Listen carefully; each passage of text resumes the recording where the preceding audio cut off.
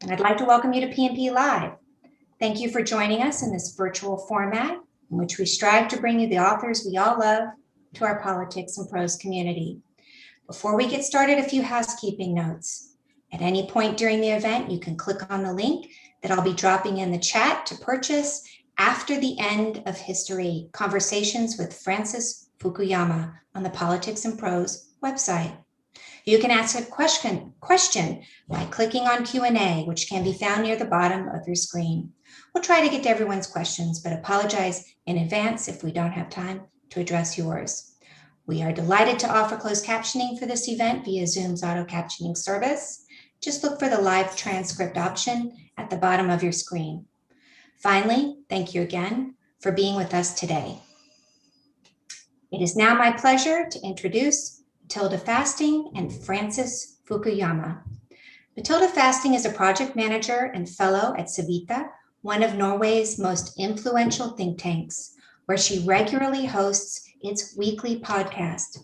Her published works include Freedom of Choice, The Citizen and the Community, and Torkel, Aschehoug, and Norwegian Historical Economic Thought, Reconsidering, a Forgotten Norwegian Pioneer Economist. Fasting earned her MA in economics from the Norwegian School of Economics, her BA and MA in the history of ideas from the University of Oslo, and her PhD in the economic history of ideas from the University of Erfurt.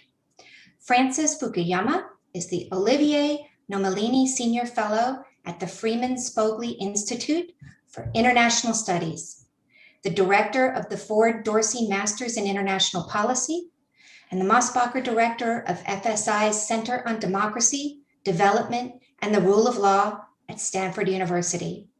He has written widely on issues related to democratization and international political economy, including his seminal work, The End of History and The Last Man. His most recent book is Identity, The Demand for Dignity and the Politics of Resentment. Thank you for joining us. Take it away. Thank you so much. I will start, Frank, and I'll just use the simple name because that's easier than all those other things that we heard listed up here. So, well, anyway, the book came about and it was a long process because I started reading some other books that you wrote, and it was not The End of History, it was the political order books. And they were really interesting because I live in Norway and I have studied Norwegian history and Norwegian politics, and I really found it intriguing to read about all those things that you wrote about in those books. And that brought me on a long trip to ending up with this book. Then it came to my mind that I also had to write something to defend, first of all, I thought about Norway because Norway is a successful democracy. And then if we take that out in the world now, it's necessary to talk about liberal democracies and the underlying values of those democracies. And then you are the person absolutely best suited to tell us about that. And the more I read about things that you have written and I read your books, the more I thought that this is something that needs to be ordered in a way. You are ordering things brilliantly in your books, but then it was 30 years from the fall of the Berlin Wall and your first really famous article about the end of history, and now we are in 2021, and so many things are happening all the time. So we will probably talk about some of those things in our conversation, and maybe we will look back at 2020 as a year that really was a big change, just like the Berlin Wall was in 1989. So you were optimistic at that point, and well, I know that you are not too pessimistic, if I should put it the other way around now, but the world has changed. So we are in a pandemic, Frank, and vaccines are being rolled out. And the first thing I think we can start talking about is maybe to look a little bit about how this pandemic has struck in different countries, how they have performed this past year and what you thought about it in the beginning, in March, April last year, and what the situation is now. And I remember you talked about state capacity and things, but let me know. Okay. Thanks, Mathilde. Before I answer your question, I just want to say that I'm really delighted that we've been able to do this with Politics and Prose. I'm really sorry that I'm not able to be at the bookstore in person. I've done events at Politics and Prose over the years quite a few times, and I really admire any independent bookstore that manages to survive the Amazon onslaught. So congratulations on that. So on the pandemic, I wrote an article in Foreign Affairs last summer about who is doing well and who is doing poorly. And if I were to revise that, it would have to be completely redone because things have really changed very dramatically over the past year. And so many countries that looked like they were doing very poorly, like the United States, are actually doing quite well in terms of the vaccine rollout, and countries that seem to be doing extremely well early on, like Germany, have really fallen down in the second or whatever third wave that's hit.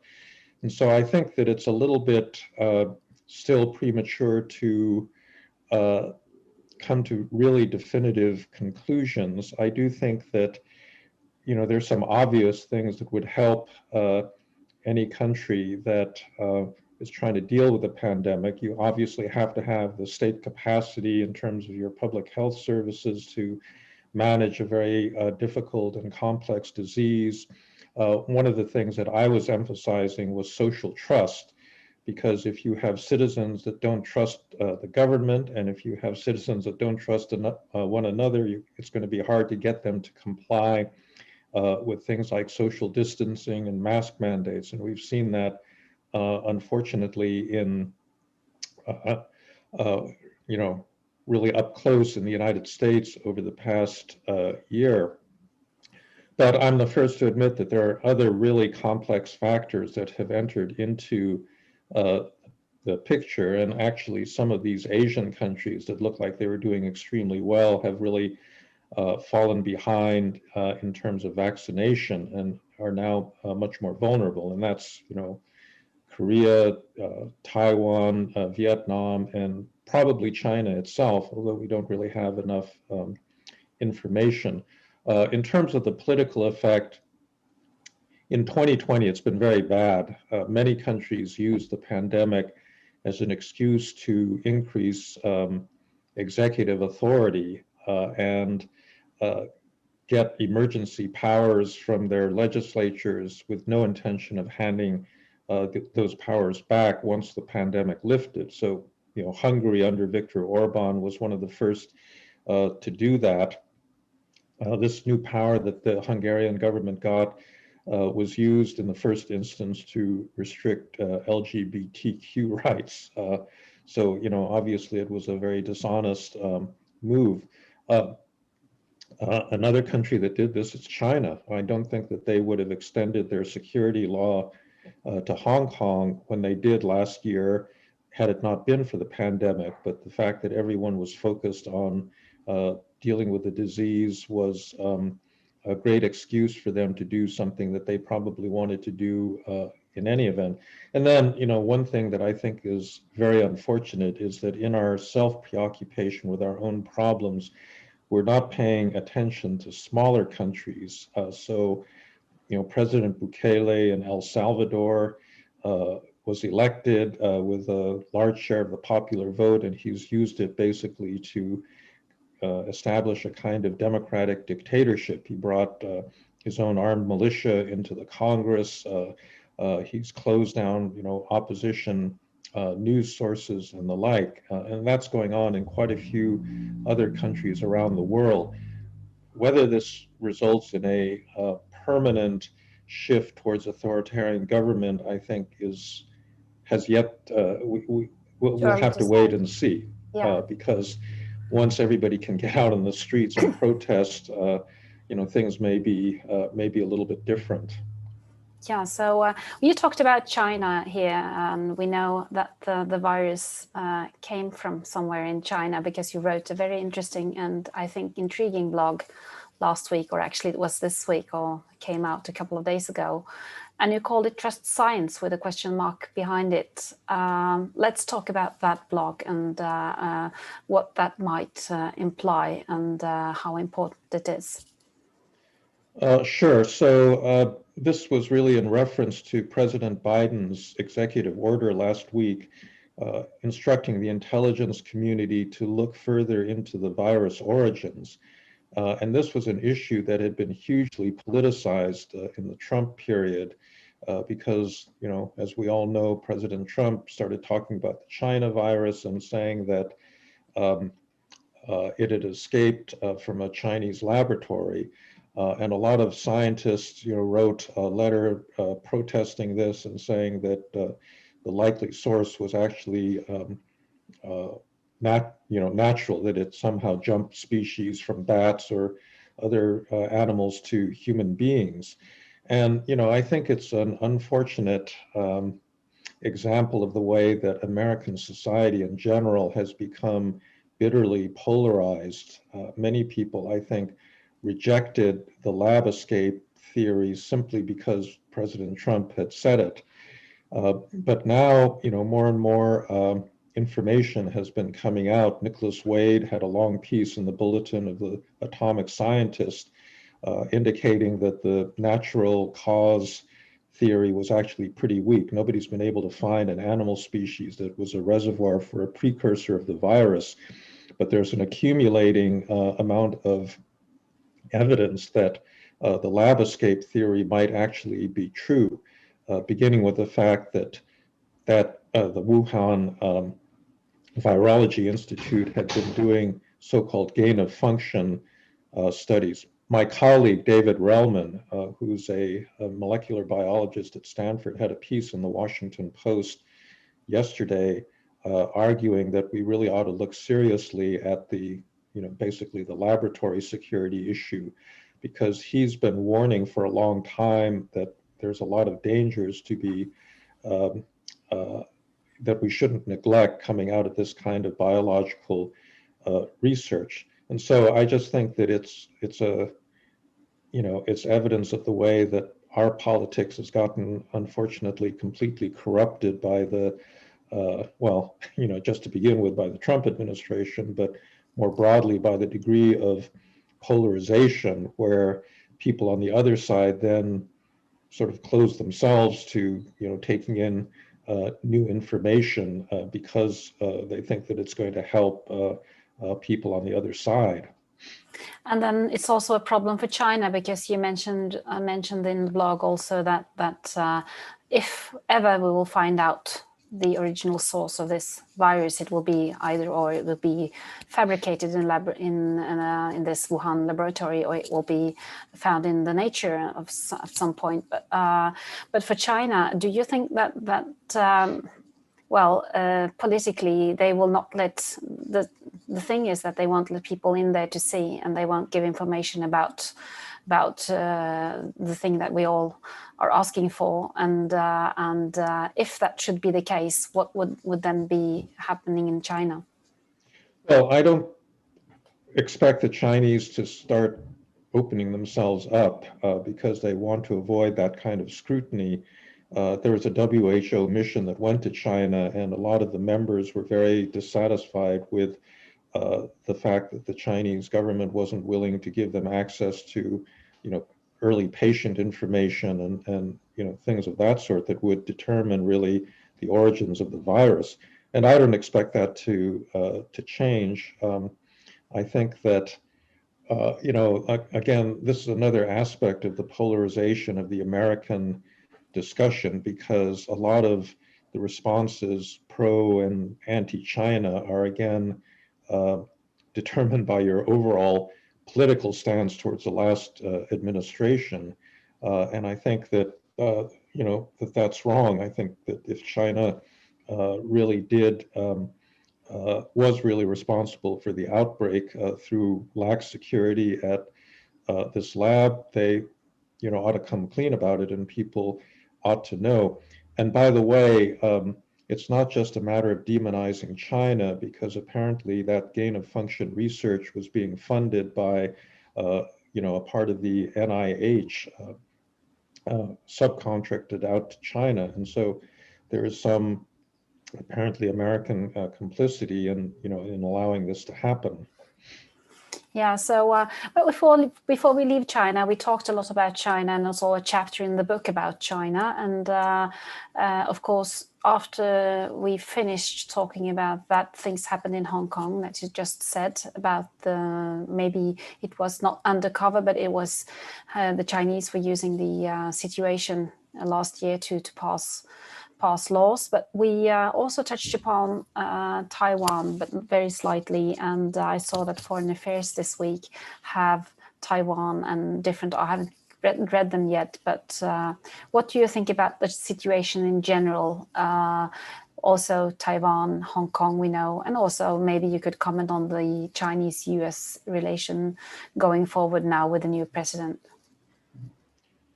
Well, I've spent a lot of time going to China in the past. I was going, at least once a year up until about, maybe 4 or 5 years ago, and I really haven't been back since. I've had a lot of very interesting experiences there talking to Chinese counterparts. I had a long private conversation with Wang Qishan, who is really the number 2 man in the standing committee of the Politburo. A few years ago, he was the head of the anti-corruption drive and probably the most feared man in China. And that was a very interesting experience. But, I'm very disturbed with what's happened ever since Xi Jinping rose to power in 2013. China, prior to that point, I think was a kind of ordinary authoritarian country.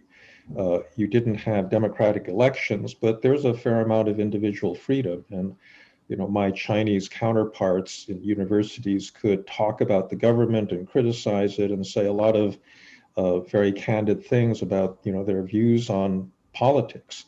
And that's simply impossible now because Xi Jinping seems to have a lot of nostalgia for the Mao era, and in a whole variety of ways has been dragging China backwards from an authoritarian country to a much more totalitarian one.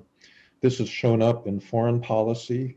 China has turned from focusing on its own development to projecting its own model outwards. It's acted very aggressively towards its neighbors. It's basically, claimed a large chunk of the Pacific Ocean as its territorial waters that no international lawyer believes is a valid claim.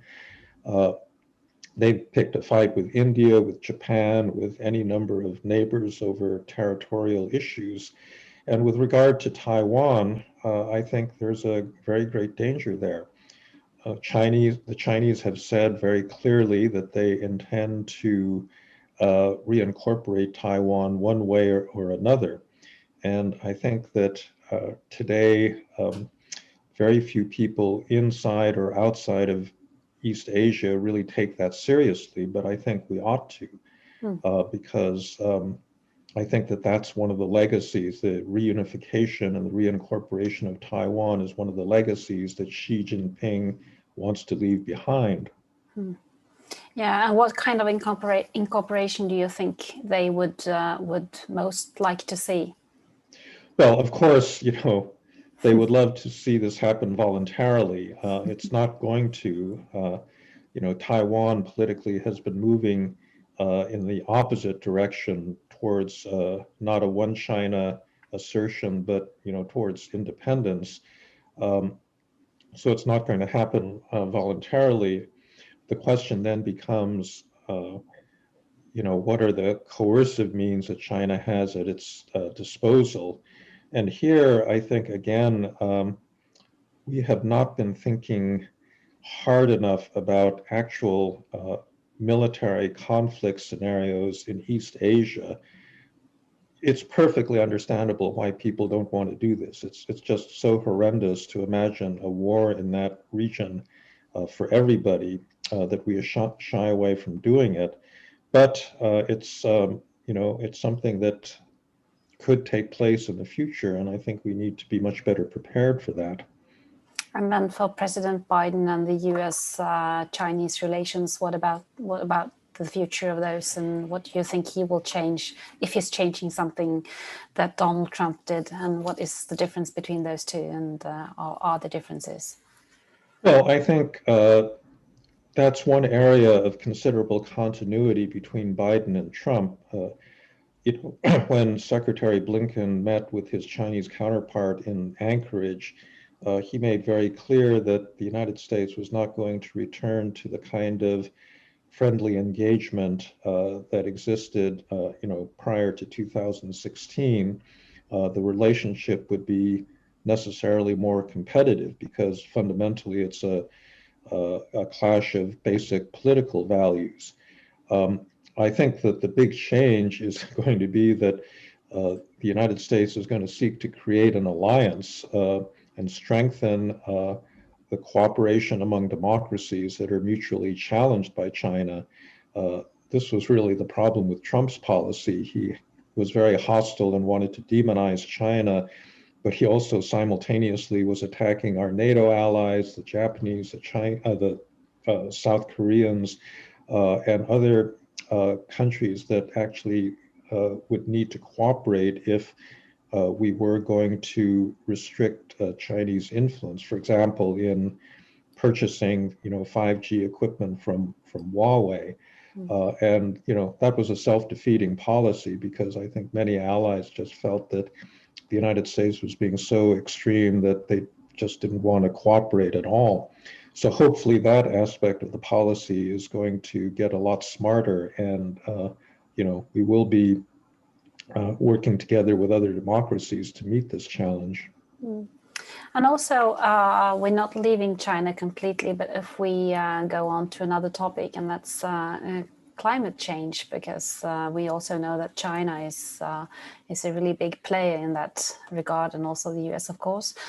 And little Norway, we have both a very clean energy in our country with waterfalls, but we are pumping up oil in the North Sea, so we have some trouble as well. Anyway, climate change will surface again as a big political topic. I think once again the corona is not the headlines all over the media all the time as it is now. But what are your thoughts on climate change and politics? And then probably it's also a bigger change now with Biden in the White House and not Donald Trump when it comes to US climate policies. Well, in terms of the United States and Europe, I'm actually pleasantly surprised at the progress we've made in changing public opinion on the need to take much more dramatic actions to getting, to net zero, by the middle of the century. Whether that's possible or not, I'm not sure, but certainly setting that as a goal is a reasonable and necessary one. And it's actually very impressive the way a lot of the business community has swung behind these kinds of goals. I mean, this vote in the Shell and Exxon boards, to move them away from, or to persuade them to shift away from fossil fuels was, one sign in the wind. The international cooperation aspect of this, however, is the really difficult one, because if you look at where all of the new sources of carbon emissions are going to be coming from, they're really coming from two countries. That's China and India. Something like 90% of the Belt and Road energy projects that the Chinese are planning are fossil fuel based. And, the Chinese are still building coal-fired electricity generating plants. And so unless they can constrain that kind of activity, the sorts of measures that Norway or the United States can take, are going to have a very limited effect in reaching the global goals. But I find it hard to understand exactly what incentives the US and Europe can offer China and India. I mean, they make the argument, which is a reasonable one, that the existing stock of carbon is largely due to these already developed countries, and that they're being asked to, delay their development in order to fix a problem that was created by other countries. And that's true. Nonetheless, that is the source of the future problem. And unless you can, come up with the right incentives to get them to shift as well, I don't think we're going to be able to come up with an international solution to the problem. And what about CO2 pricing, carbon pricing? You think? Well, yeah, it's the same. Economists, for years have said that essentially, there needs to be a carbon tax, a uniform carbon tax, so that you don't create these perverse incentives to shift, into another activity that's just as bad, and so forth. And yet that's one of the hardest things politically to do in our democracies. You have roughly half the US Congress that's dead set against anything that looks like a carbon tax. And that's why we've had to do things like go to these CAFE standards, of limiting the emissions from individual automobiles with lots and lots of exceptions as a second or third best alternative. So it's just a straightforward political problem that you have a lot of people that whose incomes and jobs are dependent on fossil fuels, and it's very hard to persuade them to give that up. Well, yeah. So we agree on this being. It will come up in the discussions anyway in the media when the corona virus or the COVID-19 is out of the way. But it hasn't left us, unless the only thing is that we are talking on Zoom now, and we don't have to travel by plane to go to. Even though we'd like to visit the bookstore, both of us, we will have to wait, and we will probably see a little different patterns in how we travel in the future, probably. And that's for good, probably, I think, even though meeting people is nice. There are some questions here, but I think I also would like to raise a question before we look at them, to have a little talk about society and capitalism, because many years ago you wrote the book Trust, and you repeat those thoughts, and you talk about how society works in your blogs, in articles. It comes back all the time. And when we talk about capitalism, and we talk about how that evolves, and maybe how it also creates big problems, what do you think about the situation now for this, let's call it market economy or capitalism, if you like, and then also the issue of trust that you took up or you wrote about in the whole book? That was your second book after the end of history. So what are your thoughts today about that? Well, one misconception that people have is that capitalism is one particular economic form, and it's not. I mean, there's many different varieties of capitalism, some of which are more ruthless and create more inequality than others. So what we've seen over the last 100 years is a kind of pendulum swing. In the 1920s, you had a very free market atmosphere, intellectual atmosphere in the United States and in Europe. You had the gold standard and very little government regulation or taxation.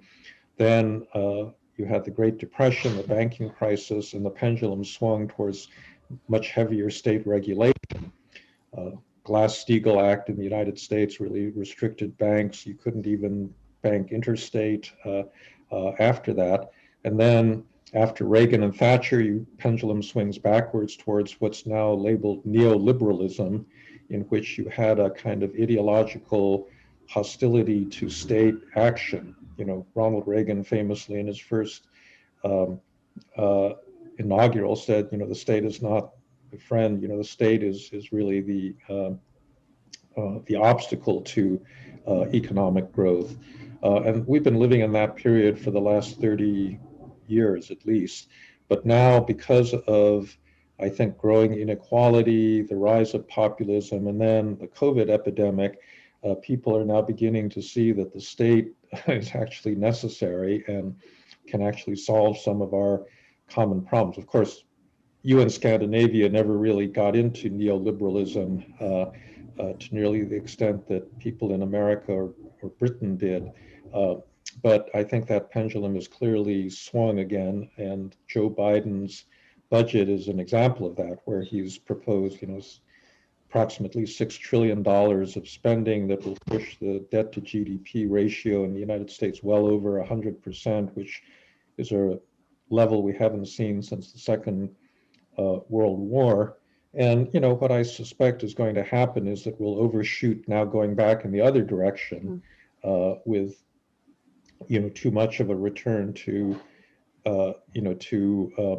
government. But I think it's kind of a necessary process, because there really are certain problems that governments can actually fix. And I do think that the degree of inequality that has arisen is really something that politically and socially is very dangerous, and governments need to do something about that.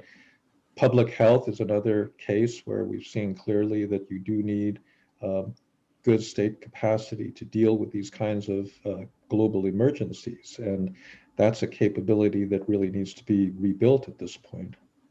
Yeah, because you are actually saying two different things about the state. One thing is a big state, and the other thing is what you use very often, the capable state. And I remember we talking about that a little, and we found out that size is not necessarily the thing that you are after. It's more the capabilities and the expectations of the citizens in the country, what they expect to be solved by their state. So that's, I think, is a good distinction to make, and I guess you're still doing that. No, that's absolutely right. So there are certain rich countries like Norway or Denmark that have very large states, but they're also very capable ones, and people are rich and happy. And then there are other societies like the United States or Singapore or Japan that tend to have relatively smaller state sectors, but they're also pretty rich and happy. And so I don't think actually this issue of the size of the state sector that Americans love to argue about is really nearly as important as the quality of that state. That you can get away with having a large state if it's a very capable one. What makes a country poor is actually having an incompetent, low capacity, corrupt state that is driven by political patronage, by a lot of non-economic considerations. And I think that really accounts for a lot of the poverty that exists in many societies. Yeah, and also that we could just say that that was actually both the name and the topic of your second political order book, the political decay part of that book, where those things you elaborate that a lot. So we could just say to the audience that if they'd like to read more about that, they could choose that book. It's the second book. But shall we have a look at the questions? Maybe would you like Sure. to? Can you open them and see them and I can. I think maybe if you allow me, there's a question here about the core ideas of the book, the end of history. If you still believe in them, because that's a question that we have been discussing since. Well, it's kind of a red thread all through the book. So let us know. Well, there's two different answers to that. Obviously, the state of global politics is very different today than it was in 1989. In 1989, we were halfway through what Samuel Huntington called the third wave of democratization. In 2021, we are 15 years into what's at least a democratic recession, where a lot of those gains have been walked back, including in countries that looked like they were very well-established democracies like the United States. And so that's obviously a very different global situation. However, the end of history was not a prediction so much about specific, first of all, it wasn't intended to be predictive. The concept of the end of history comes from Hegel and Marx and is really foundational to a lot of modern thought. The basic idea is that history is what we would today speak of as modernization or development, as countries, shift from hunter-gatherer to agrarian to pre-industrial to industrial societies, and then to something post-industrial where we are now. And the real question is, what's the end point, if there is one, of that process? And my argument was that while many progressive intellectuals thought that the end point would be some form of communism, after 1989, it was pretty clear that that wasn't going to happen, and that the highest stage of development looked like it was going to be liberal democracy connected to a market economy. And I still don't really see an alternative at this point. The only plausible one is China, which is definitely authoritarian, connected to a semi-marketized economy. But is everybody going to end up like China in another 50 or 100 years with that form of government? I tend to doubt that. And so I think it's still an open question as to whether there's a higher and better way of organizing societies than the kind of principles that have guided liberal democracy, and have evolved over the last few hundred years. And I can maybe add that you could comment on the last title or last part of the title of that book, the last man part, because yes, that's true. Yeah, that's the part that a lot of people never read. And it was present in the original article that I wrote in the summer of 1989 as well, which really has to do with this phenomenon of thumos. Thumos is a Greek word meaning spiritedness or pride, and it's really a critical source of politics because people want to be respected. They want to have their dignity recognized, and if it isn't, they get very angry, and that's one of the reasons that they get into politics. And what I said in the end of history in the final chapters is that democracy itself may be undermined if those kinds of resentments get out of hand. I had a line that I wrote way back then that said, if people can no longer struggle for peace and prosperity, then they're going to struggle against peace and prosperity, because what they want to do is struggle.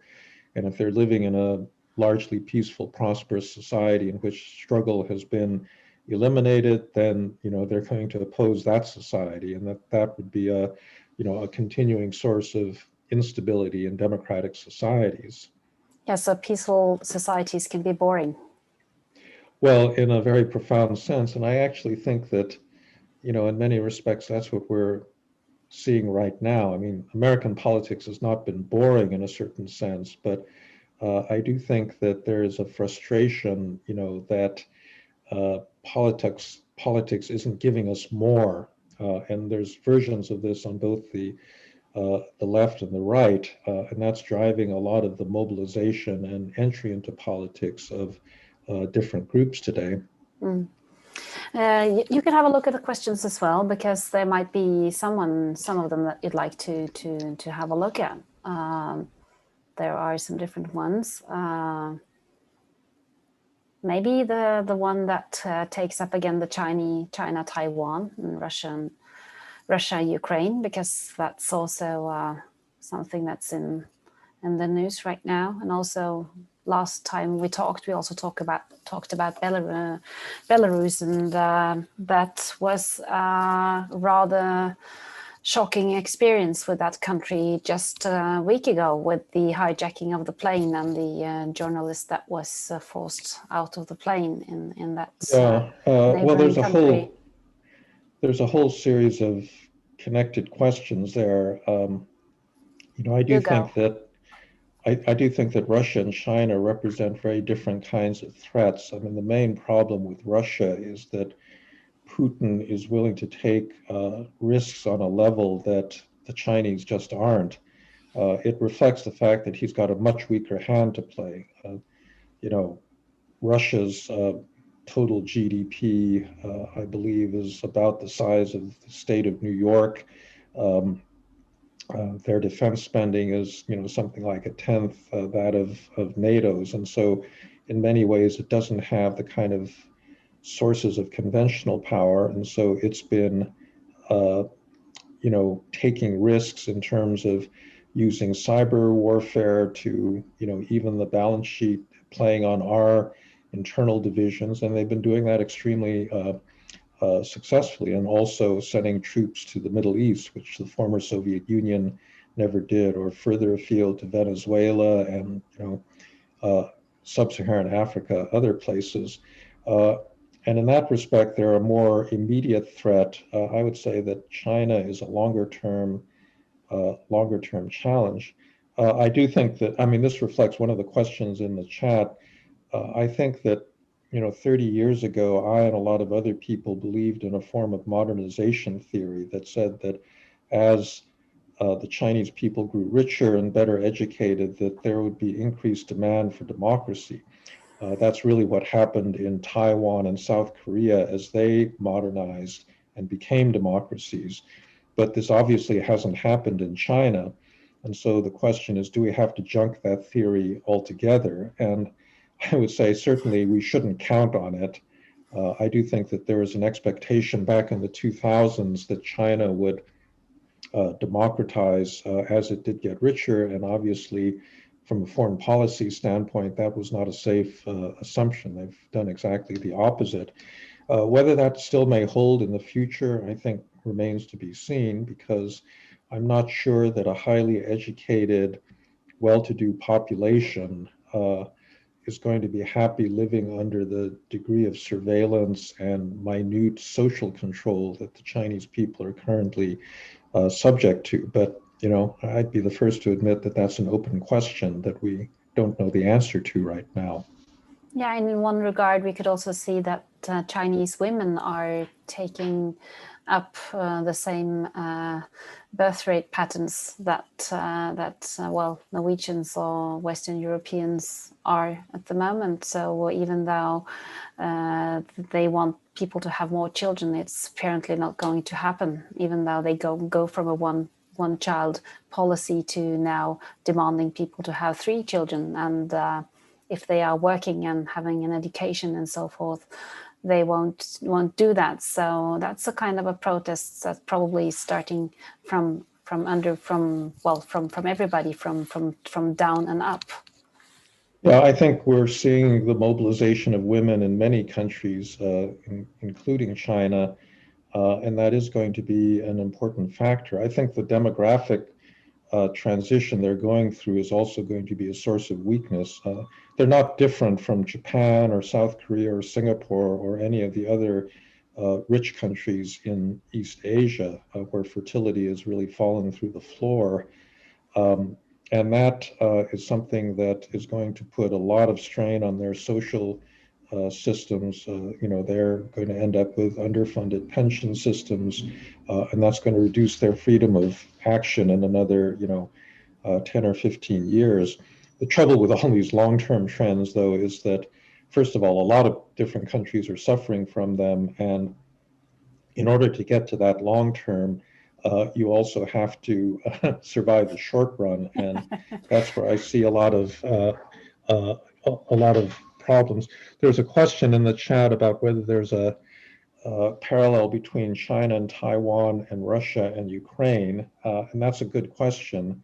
There obviously is a lot of short-term cooperation between China and Russia, and when the Russians had started massing troops on the Ukrainian border a month and a half ago, I started imagining this nightmare scenario where Russia would move on Ukraine and China would move on Taiwan in a coordinated fashion. And I think that would completely overwhelm the ability of NATO and the United States to, deal with a crisis of that magnitude. But, at this point, it hasn't happened. But that's, one of the dangers, I think, that exist in the world, because there is a kind of growing alliance of convenience. It's not really an ideologically based alliance, because there's not a coherent ideology between China and Russia, but it certainly is kind of opposition to a Western or American-led alliance of democracies, and a lot of countries are signing up to that.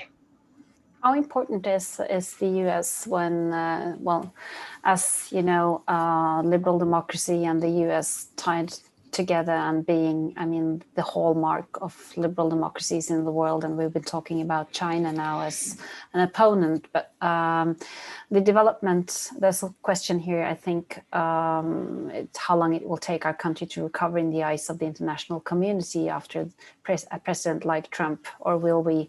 So that kind of fits into the picture of we Norwegians looking over the Atlantic to you, and you are being our, not idol, but that is the model that we all adopted in the West. Well, I think, and I'd add, yeah. Trump was a shock to us as well. Right, well, to everybody. So I think, you know, the main way that America has spread influence in the world is through what Joe and I call soft power. Of course, we've got military forces stationed all over the place, and bases and formal alliances and the like. But in the end, I do think it's really the appeal of American society and American political institutions that's really underpinned American global influence. People want to be like us and want to live in the United States and so forth. That appeal has not disappeared. So if you look at where poor people from chaotic, corrupt, unstable, violent countries try to go, it remains the United States. They don't want to, they're not beating down the doors of Russia and China trying to get into those countries. So in that sense, I think there is a, you know, confidence that America still represents something very attractive. On the other hand, and this may be more of an elite phenomenon, I think the appeal of the abstract American model has really fallen very dramatically. I see this most clearly in, you know, let's say my students from China, where 15, 20 years ago, they would have said they want China to be like the United States. They wanted to democratize. And today, I think almost none of them would say that. And it's hard, you know, frankly, to imagine someone saying that if you watch, you know, the kinds of disputes that are going on where, you know, the Republican Party is basically trying to walk back basic voting rights through these bills that a lot of Republican state legislatures are passing in Texas, Arizona, Georgia, and other places. It's something I really did not expect to see happen in this country. And I think that from the standpoint of, you know, allies and friends like Norway, of which there are a lot in Europe and in East Asia, you know, you have to recognize that we're not out of the woods yet. You know, 70% of Republicans believe this completely false narrative about a stolen election. Right now, I think the smart money is betting that the Republicans will retake the House in 2022. And, you know, for all we know, they could retake the presidency in 2024. And I think what Republicans want these days is completely different from what it was in the days of Ronald Reagan. They've turned isolationist, nationalist, and I don't think that they would be reliable partners for any democracy in terms of meeting the challenges from either Russia or China. So, you know, it's something to continue worrying about. Yeah, and as a small country in Western Europe, we should worry about that, because where shall we turn if the US is not willing to come over the Atlantic if something happens? So, but that's a question for small countries in Northern Europe, though. There are some other questions as well, and if you want to have a look. For instance, yes, we could do. We could also, for the last question there, maybe also add a country like Hungary. You mentioned that, Viktor Orban, and the democratic backsliding question in the end there. Yeah. So the last book I wrote, Identity, was really an attempt to grapple with this backsliding question. about why you've had the rise of populist parties in the United States, in Britain, in virtually every European country. And that's a complex question, but my argument was that while the backsliding may have been triggered by economic factors like globalization, it was fundamentally a cultural phenomenon. I think that inequality has increased over the past generation very dramatically in many places. But if inequality were the primary driver of populism, you would expect to see the kind of left-wing populism represented by Bernie Sanders or by some of these up-and-coming left-wing politicians in Latin America.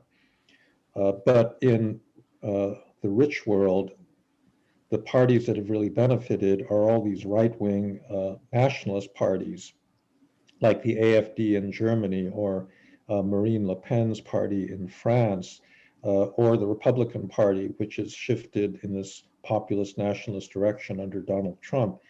And there, the issue, may be related to economics, but it's fundamentally cultural. It's really people believing that the progressive side of the spectrum is taking away their national identity and therefore poses an existential risk to the way of life that they've been leading, that they're hostile to religion, to the country itself, to patriotism, to basic traditional values, and that's really the stakes that are involved in this struggle.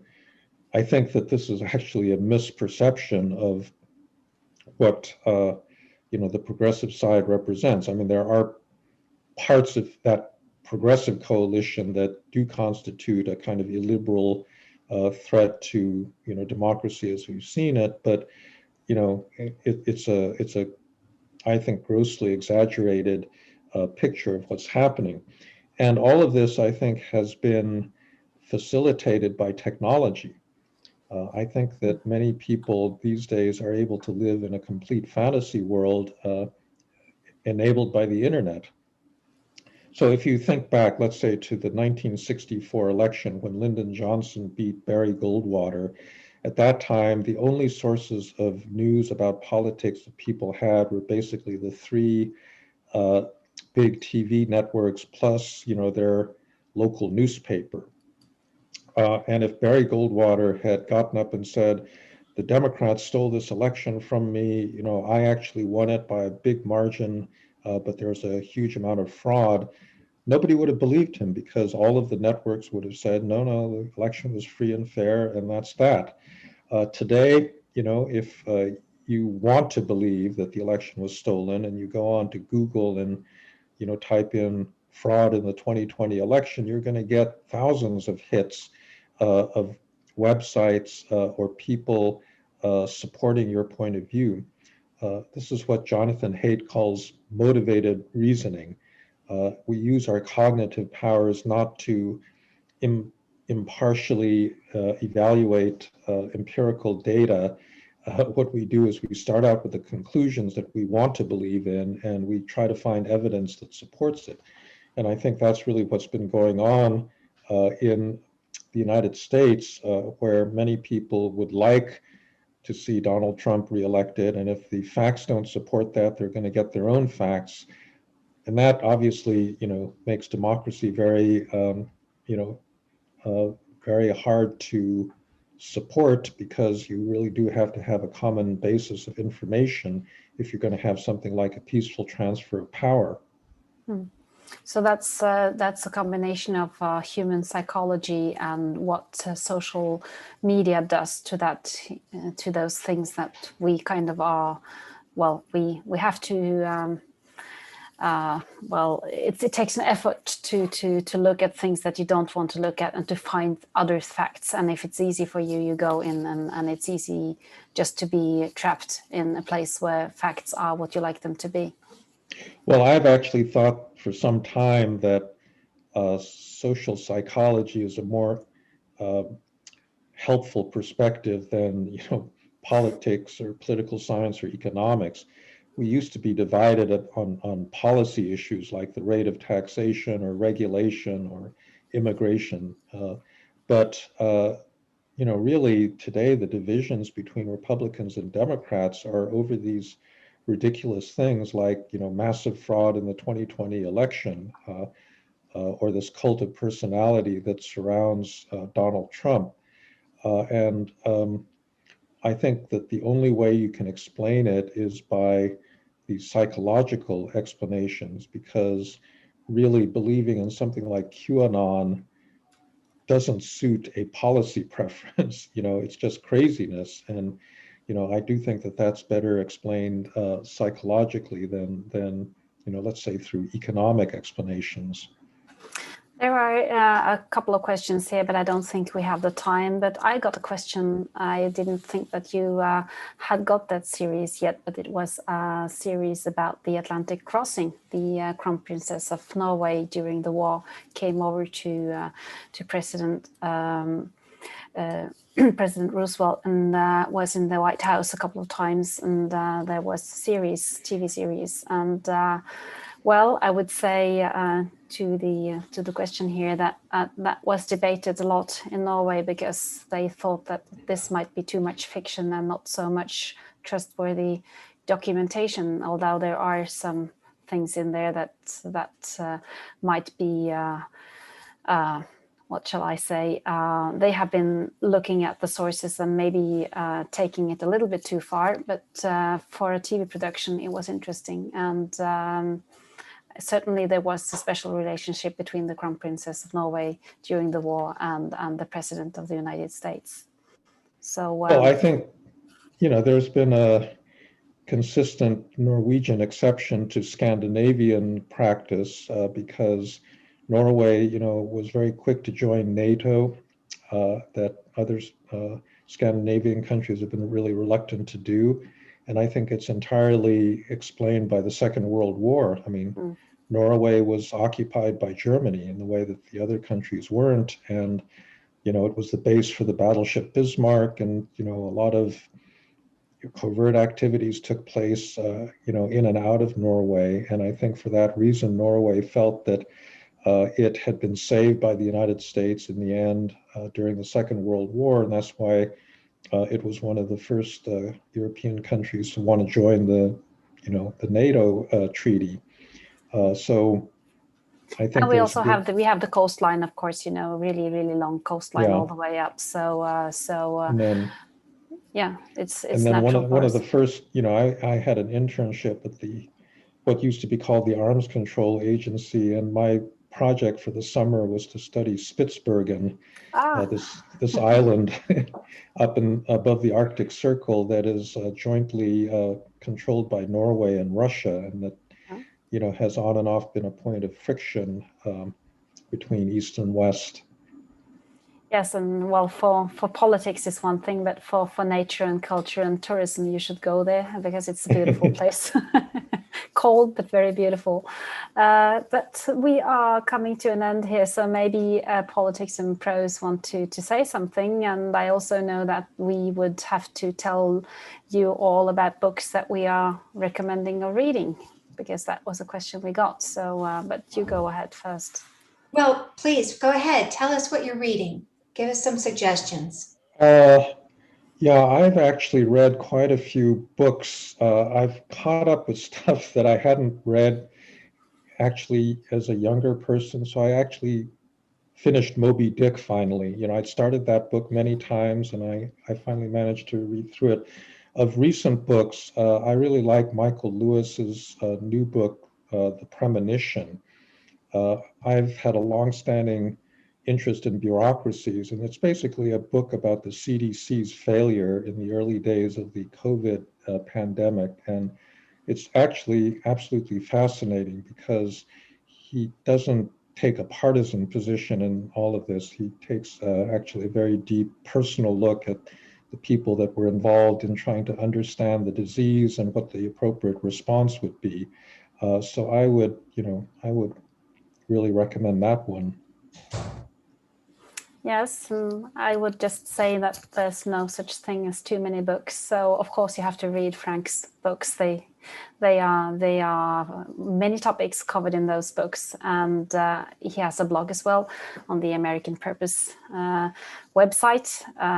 So that's for sure. But for books, I have 2 nonfiction books that tap into a little social psychology world that we were talking about, because that's a big interest of mine. And then I have one that's called The Weirdest People in the World. It's by Joseph Henrik. And he goes on to explain psychology, starting off, I think, the same time as you did, Frank, in the early centuries after Christ. So he goes all the way back there, and I could see that you are both into individualism and family patterns and things. That's really important also for psychology that he explains. And then, of course, the latest book that I came out just a week ago by Daniel Kahneman and Cass Sunstein, the Noise book. And that's intriguing, because you just start believing that you can't take any decision without being interfered by noise and everything. So that's a book about how decision making is really noisy in a way, and he explains what that noise is and so forth. And then 2 novels. Hamnet is a novel that takes up, it's Maggie O'Farrell. She's Scottish, and she wrote about the son, Shakespeare's son. And Hamnet is then probably the original name of Hamlet, the play. So it goes into a fiction story about that, really interesting. And coming up is also another European story it's called Albert and the Whale, and that's about Albert Dürer. So he is finding a skeleton of a whale it's just come up from the sea in the Netherlands, and that's the story. And then finally, of course, the French book by Edouard Louis. He's written a book about his mother, and I'm not sure if it's in English yet, but it's in French, and it will be translated relatively soon, I think. So those are my suggestions. Actually, in terms of fiction, the most recent novel I've read is Kazuo Ishiguro's Clara and the Sun, which I really liked a lot. We've got a book club with some old friends from the DC area, and we just discussed that the other day, and it's a terrific book. Yeah, he also has some really scary books as well. So if you like him, you should read more books, because they are really good. And I will go on and read the Clara book. So that's we read other things than politics also. That's good to hear. Yes, thank you so much. I think I speak for everybody when I say I wish we had more time to listen to this wonderful chat between the 2 of you. I want to thank you, Mathilde Fasting and Francis Fukuyama, for joining us today. And thank you all out there for coming as well. That your patronage is what enables us to host wonderful programming like this, and we can't continue to do so without the book sales to support them. So as a gentle reminder, I've put the book link to After the End of History, Conversations with Francis Fukuyama in the chat. It'll take you directly to the Politics and Prose website, where you can also look on our events page and find out what you'd like to come and join us and hear next. In the meantime, stay well, everyone, and well read. Thank you both. Thank you. Thank you. Yes, and buy the book from Politics and Prose, not from Amazon. Yeah, that's for my sure. recommendation. Yes, absolutely.